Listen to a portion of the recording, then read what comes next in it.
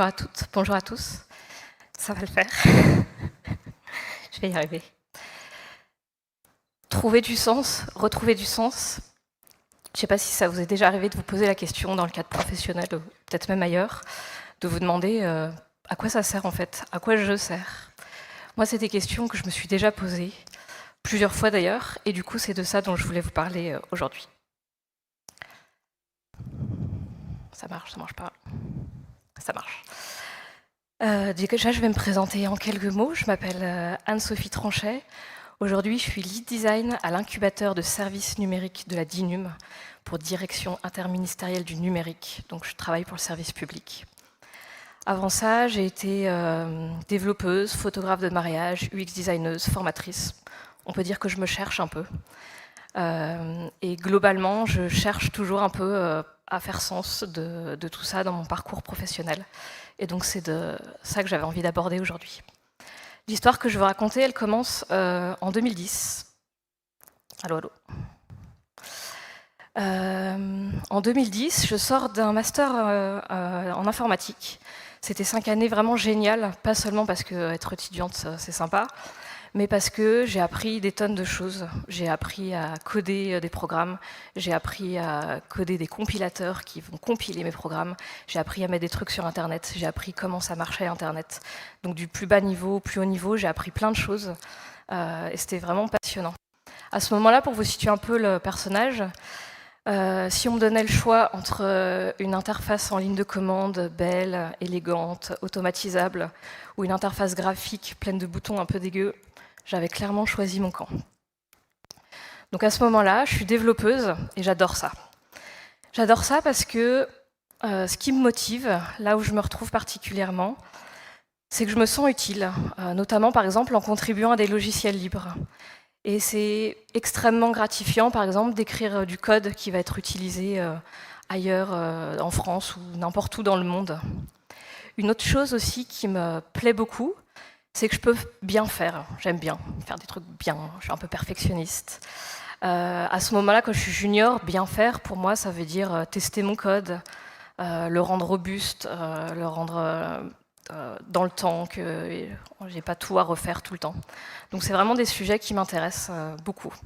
Et on me conseille très vite d'aller à des conférences. On me dit, tu verras, tu pourras apprendre plein de choses.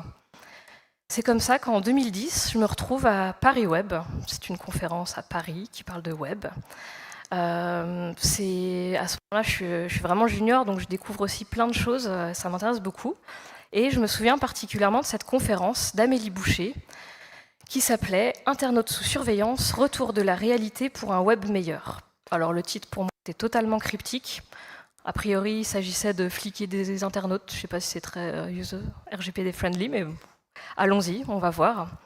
Et en fait, pendant cette conférence, Amélie, elle expliquait qu'on peut faire venir des utilisateurs ou des utilisatrices, on peut les observer à utiliser nos services, et là, par des exemples très frappants, elle montre comment il y a un énorme décalage entre ce qu'on a imaginé coder et puis ce qu'il y a vraiment. Et pour moi, c'est la première fois que j'entends parler de test utilisateur, du coup, et même d'expérience utilisateur.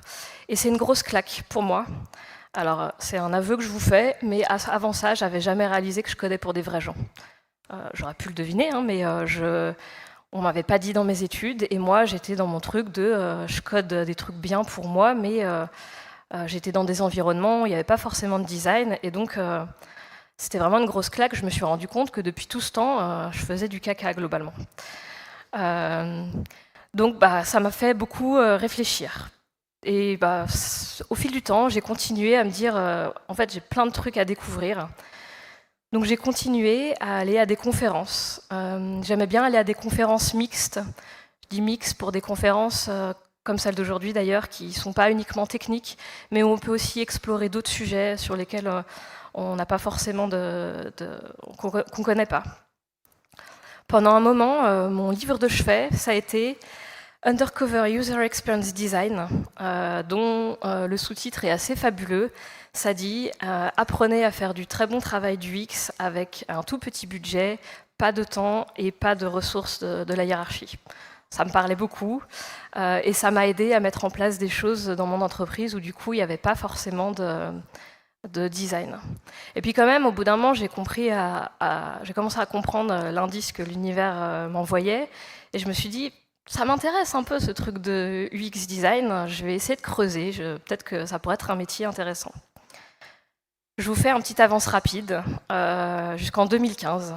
En 2015, ça y est, je me suis reconvertie, je découvre donc un nouveau métier. Je fais toujours du numérique, mais je me situe un petit peu ailleurs dans la chaîne de production et je découvre tout ça. Je suis donc, ça y est, je peux le dire, je suis designeuse. Alors c'était à une époque un peu ancienne, il n'y avait pas Sketch, il n'y avait pas Figma. Je ne sais pas s'il y a des gens dans la salle qui ont connu ce magnifique logiciel pour lequel j'ai encore une petite tendresse avec sa petite typo qui fait plaisir. Mais donc voilà, je suis designeuse et j'adore ça. J'adore mon métier parce que je me sens utile. Je me sens utile cette fois auprès de mes utilisateurs, auprès des utilisatrices. Je peux les aider à rendre des tâches plus simples, à accomplir les choses qu'elles veulent faire de manière plus évidente. Et puis, une autre chose qui me plaît, c'est que dans le cadre de mon entreprise, je peux apporter la voix de l'utilisateur, je peux apporter une autre vue à des décisions business, et je trouve ça assez intéressant. Par exemple, une méthode qui m'a beaucoup plu, qui est un petit peu à la croisée des mondes entre l'UX design, parce que c'est aussi de la recherche utilisateur, et le produit, parce qu'on va parler de prioriser des fonctionnalités, c'est le modèle de canaux. Le modèle de canaux, c'est une méthode qui vise à prioriser un ensemble de fonctionnalités qu'on aurait dans notre backlog. J'avais proposé cette méthode à un moment charnière un petit peu dans mon entreprise où il y avait une nouvelle année qui s'annonçait et on se demandait sur quel gros chantier on allait se lancer. Et cette méthode, elle permet de sonder des gens qui utilisent nos produits pour détecter un petit peu qu'est-ce qui serait indispensable, quelles sont les fonctionnalités qui sont vraiment manquantes par rapport à la concurrence, par exemple. Ou bien, quelles sont les fonctionnalités attractives, celles qui vont attirer peut-être des personnes, on va pouvoir se démarquer de ce qui existe. Il y a aussi une catégorie de fonctionnalités qu'on dit performantes. Quand on les a, c'est bien, ça apporte que du positif, mais c'est peut-être pas celle-là qu'on va faire en premier. Et puis, ce qui est intéressant aussi, c'est celles qui sont un petit peu à la fin du spectre. Il y a des fonctionnalités inutiles, on peut en avoir envie, on peut en parler, mais finalement, elles ne vont pas avoir tant de sens que ça. Ou bien, au début, je ne comprenais pas le principe de cette catégorie, les fonctionnalités repoussantes, qui donneraient une mauvaise image du produit. Donc cette méthode, j'étais contente de l'appliquer dans le cadre de mon travail, et ça nous a permis, comme ça, de nous rendre compte, déjà, première bonne nouvelle, on n'avait pas de fonctionnalité indispensable qui nous manquait. Et puis, ça nous a permis de voir, par exemple, entre une fonctionnalité de synchronisation entre plusieurs appareils et une fonctionnalité de multicompte, et tiens, la synchronisation, ça pourrait attirer les gens, ça serait sympathique. Une fonctionnalité qui, moi, me faisait beaucoup envie, parce que j'adore les stats, je me suis rendu compte qu'en fait, les gens, ils s'en foutaient, c'était pas hyper utile. Et ce qui était très intéressant, c'était de voir, de prouver auprès d'utilisateurs que nos idées sur les notifications, c'était pas du tout quelque chose d'attendu. Les gens, Scoop, ils s'en foutent des notifications, ils n'ont pas envie de recevoir des pop-up sans arrêt. Donc j'étais assez contente de présenter le résultat de cette étude à ma hiérarchie, qui m'a répondu « Ouais, mais non.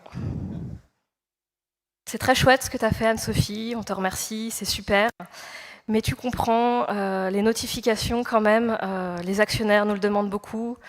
Ça va nous permettre de booster les ventes, et c'est quand même important de booster les ventes. On a besoin de booster les ventes, il faut qu'on booste les ventes. Donc si tu pouvais nous faire des petites maquettes pour lundi, ce serait super. » Donc là, je me suis pris une deuxième claque. Je me suis rendu compte que l'UX, l'expérience utilisateur, ça a évidemment ses limites. Quand on est dans une entreprise pas mature sur ces sujets, ou parce qu'il y a toujours quelque chose qui vient par-dessus, et notamment des enjeux monétaires, des enjeux financiers, qui font que ça prendra toujours le dessus par rapport aux besoins, aux intérêts des utilisateurs et utilisatrices. Bon, mais ce constat-là, une fois que je l'ai pris dans la figure, je ne savais pas trop quoi en faire. Donc je réfléchissais, je me demandais comment je peux utiliser mes compétences du UX design pour autre chose que faire vendre plus de produits et faire dépenser de l'argent à des gens.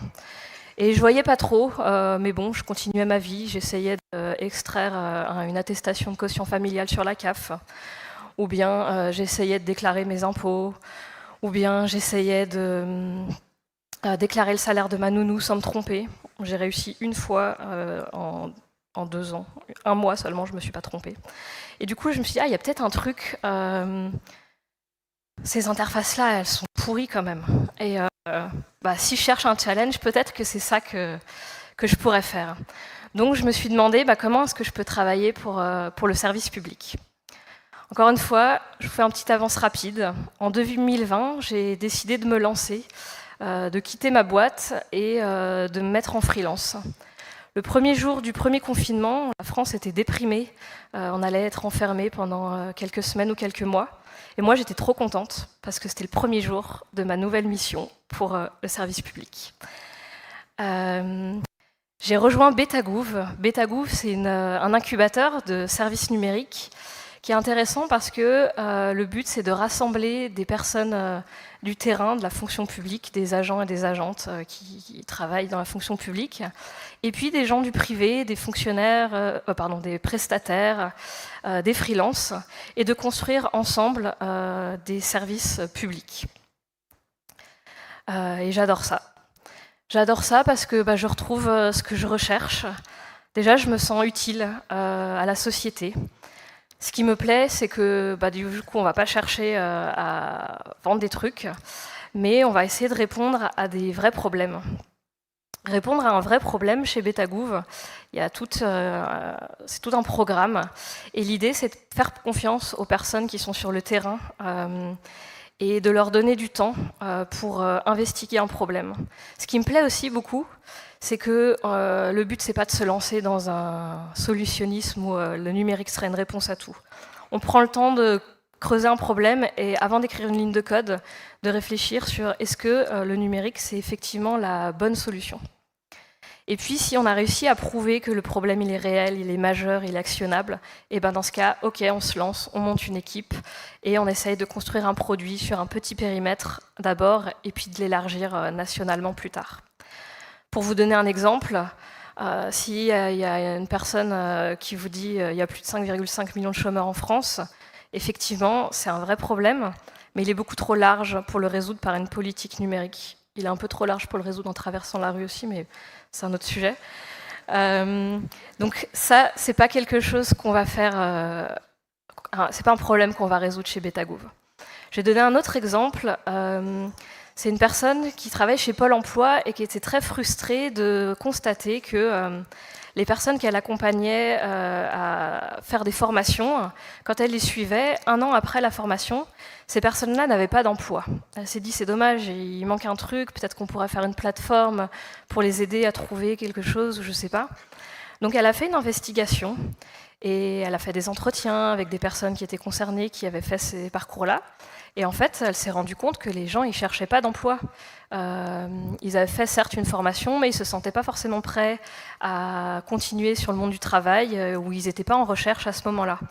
Et donc ici, un problème qui était majeur, parce que ça concernait beaucoup de monde, qui aurait pu être actionnable, c'était pas un vrai problème. Il n'y avait pas besoin de faire du code, et donc on n'a pas perdu de temps ou d'argent à faire un truc qui sert à rien.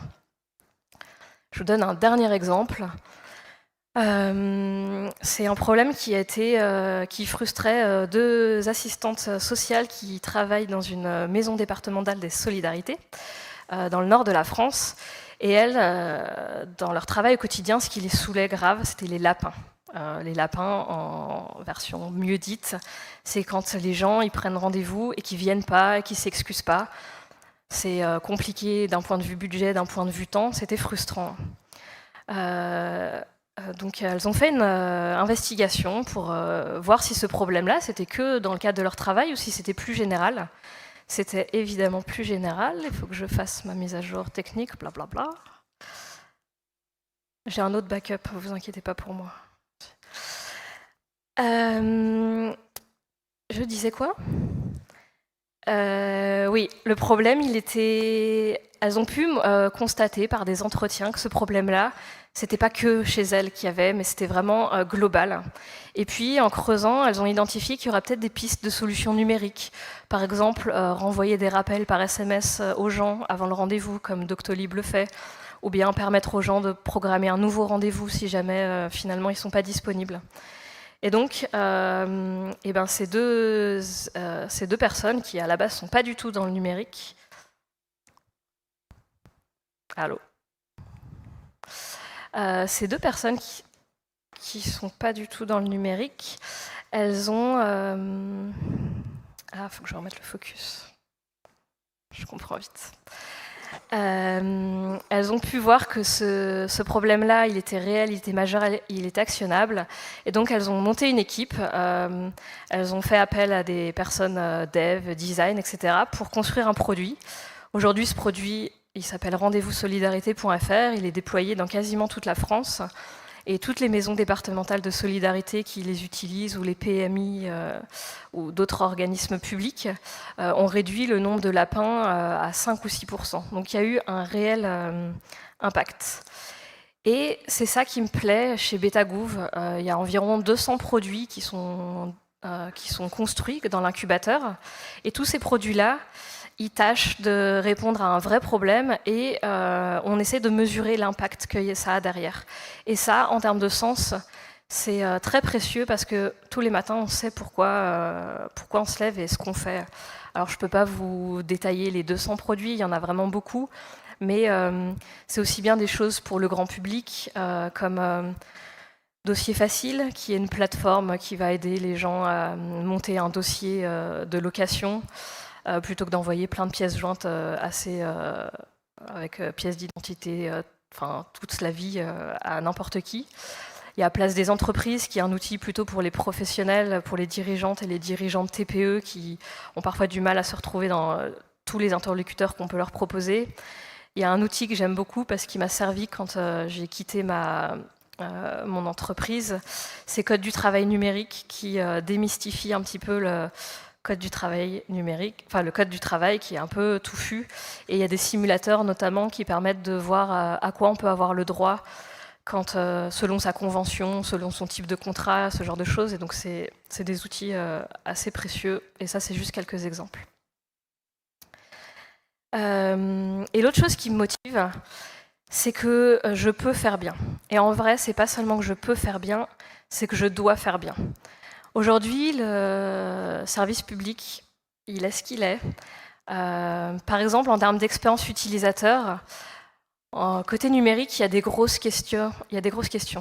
On sait que tout le monde n'est pas équipé pour le numérique, tout le monde n'a pas de réseau, tout le monde n'est pas à l'aise avec le numérique.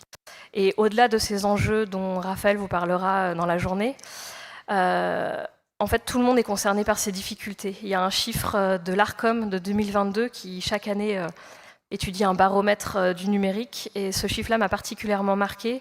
C'est que plus de la moitié des Français éprouvent des difficultés bloquantes lors de leur démarche en ligne. Donc, vraiment, c'est chaud, quoi.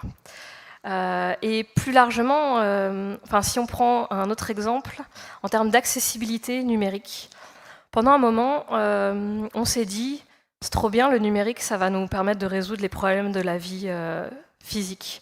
Nos bâtiments, ils ne sont pas accessibles, nos transports, ils ne sont pas accessibles.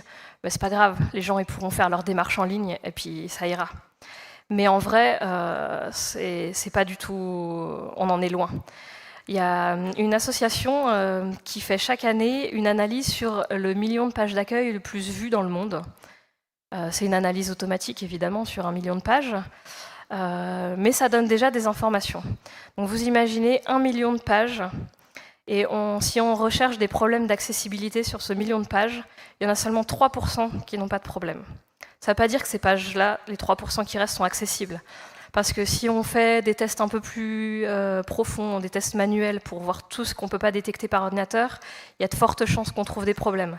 Si on va au-delà de la page d'accueil, par exemple pour s'authentifier, utiliser un formulaire de contact ou faire une démarche, il y a de fortes chances que là aussi ce ne soit pas accessible.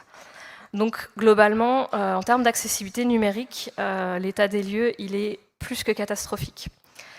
Et à ce stade, l'accessibilité, ou plutôt l'inaccessibilité, c'est carrément politique. Il y a un très bel article de Julie Moina qui a un très beau plaidoyer que je vous recommande de lire. Elle en parle mieux que moi. Mais ça, c'est le genre de choses qu'il faut qu'on change. Et le dernier petit état des lieux que je voulais vous faire, c'est sur l'éco-conception. On en a déjà parlé un petit peu et je pense que ça va être abordé aussi beaucoup dans la journée. En termes d'éco-conception, il y a plein d'enjeux. Il y a les enjeux sociaux, parce qu'on fait semblant de ne pas savoir que c'est des enfants qui vont chercher des minerais pour fabriquer nos iPhones. Il y a des enjeux écologiques, il y a des enjeux de ressources. On fait comme si les ressources étaient infinies, mais elles ne le sont pas. Mais j'avais envie de vous parler d'un chiffre assez récent qui m'interpelle beaucoup. Aujourd'hui, les émissions mondiales des gaz à effet de serre causées par les data centers, aujourd'hui, c'est 1%. C'est beaucoup, c'est pas beaucoup par rapport à la France, par rapport à la Chine. Je vous donne juste le chiffre, je vous laisse juger. Ce qui m'interpelle, c'est qu'avec la généralisation des intelligences artificielles, on estime que ce chiffre-là, il va augmenter jusqu'à 14%. Ça veut dire qu'aujourd'hui, on est en train d'utiliser une technologie qui est récente, qui n'est pas du tout soutenable, et pourtant, il y a déjà des personnes pour qui c'est indispensable dans le cadre de leur travail. Et ça m'interroge personnellement de savoir pourquoi on va dans cette direction-là. Après cet état des lieux, je reviens dans le cadre de mon travail chez Betagouv. Ce qui m'a plu du coup en arrivant, c'est de constater qu'il y avait des standards de qualité. Ces standards, l'idée c'est de dire on veut faire des services publics, mais on veut les faire bien, notamment sur les sujets dont je vous ai parlé, accessibilité, éco-conception, design, et puis sur plein d'autres, les données personnelles, la sécurité, la transparence de comment on utilise l'argent public, la qualité logicielle, le support. Et quand je suis arrivée, je me suis dit waouh, c'est trop bien, j'adore, moi j'aime bien faire les trucs bien. Mais après, je me suis demandé, mais concrètement, comment on fait? Parce que Betagouv, c'est 200 équipes, c'est des toutes petites équipes, entre 4 et 10 personnes, c'est pas des gros mastodontes de grosses entreprises. C'est des équipes qui sont formées comme tout le monde, dans les mêmes cursus que tout le monde. Et tous ces sujets-là, ils sont quasiment pas abordés dans les cursus, en tout cas à l'époque où moi j'ai fait des études. À part peut-être la qualité logicielle, on ne m'a jamais parlé de toutes ces autres choses-là. Donc comment est-ce qu'on fait pour faire les choses bien, au-delà de dire qu'on veut faire les choses bien? Donc j'ai creusé un peu le sujet, et j'ai vu que le premier socle, finalement, c'était le cadre légal. C'est l'idée de dire tu fais les trucs bien, sinon tu vas avoir une amende. Vous connaissez, j'imagine, le RGPD qui encadre les données personnelles. Vous connaissez, j'espère, le RG2A qui encadre l'accessibilité. Jusque-là, les amendes, il n'y en avait pas trop, mais on va voir si en 2024, ça va changer la donne. Il y a le RGESN aussi qui va arriver. Donc ça, c'est la première base. Ça marche avec plus ou moins de succès, comme vous l'avez vu dans le petit état des lieux. La deuxième chose qu'il y a par-dessus, c'est une espèce de carotte et un bâton. Il y a le service informatique d'information, je n'ai pas corrigé ma slide, pardon. Le service d'information du gouvernement, il impose des conditions. Il dit, OK, pas de problème pour avoir un .gouv.fr, mais d'abord, tu passes un audit d'accessibilité, tu passes un audit de sécurité, et tu fais les choses bien, on ne peut pas mettre n'importe quoi en ligne.